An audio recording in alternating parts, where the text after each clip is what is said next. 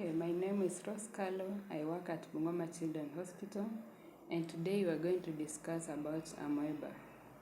So, on this discussion, we are going to get the definition, the causes, treatment, signs and symptoms, complication, and the prevention. So, on definition, this is an intestinal infection, and the cause of it is a parasitic. This is a parasitic infection caused by AMOEBA histolytica. How does it occur? It occurs when you ingest infected food or water into your digestive system. This includes water, fruits, vegetables, even the ice cubes. So when you ingest this AMOEBA histolytica through these contaminated foods, it gets into the digestive system and it reproduces to produce the cyst. So the symptoms may be mild to severe, but 90% of these patients, sometimes they remain asymptomatic. That is, they don't show the symptoms. But if they show the symptoms, you may have symptoms like loose motion, which may be mild or severe. The patient will have abdominal pain and cramps. The patient will be nauseated. The patient will be vomiting. There will be fevers, high grade or mild fevers, depending on when the symptoms occur. And the patient will have bloody stool. The patient will lose appetite to eat, and the patient will also lose weight. So, on the diagnosis of this AMOEBA, we do stool test where you get the cyst. As I said previously, the AMOEBA histolytica gets into the digestive tract and it reproduces to produce the cyst. That's why the lab personnel will tell you have the cyst. You may also do blood test, the full hemogram, to assess if the HB is okay or it is low. And you may also need ultrasound to assess if there is any complication, because when this AMOEBA is not well treated, it may lead to fatal complications. So on the treatment, you may need treatment for 1 week or more. You may need antiparasitic and antibiotic. And it is important to treat this AMOEBA because the complications may be fatal.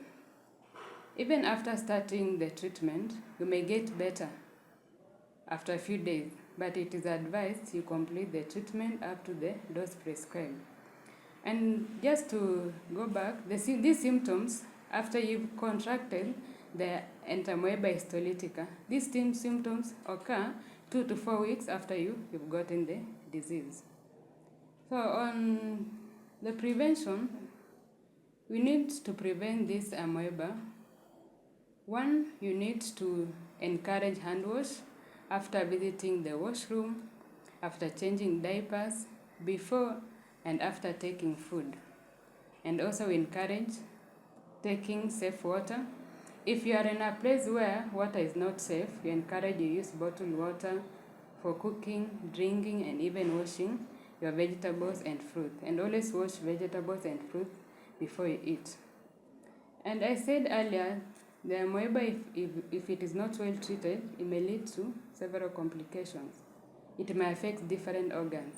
For example, when it goes to the lungs, it may lead to lung abscess, which we call emphysema. It may also go to the brain, where it may cause brain abscess.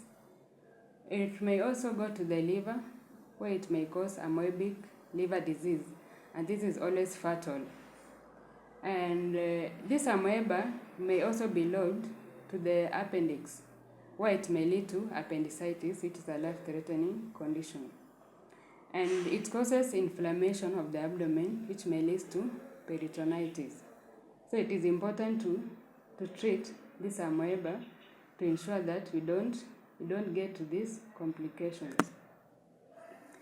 And also the key take home, when you are in places where the AMOEBA is common, it is good for you to be tested before to be sure you don't have the AMOEBA to avoid the complication. And the risk factor 1 is when you visit a place where AMOEBA is common. That is the risk factor, and you need to test when you are at high risk factor. It is common in Kenya, Pakistan, Bangladesh, and even in India and in swampy areas. So we need to take precautions. And it is also common in crowded areas and in areas where sanitation is not key. So the public health officials need to work so that they avoid the spread of AMOEBA, which causes fatal complications. And we also ensure that sanitation is well done.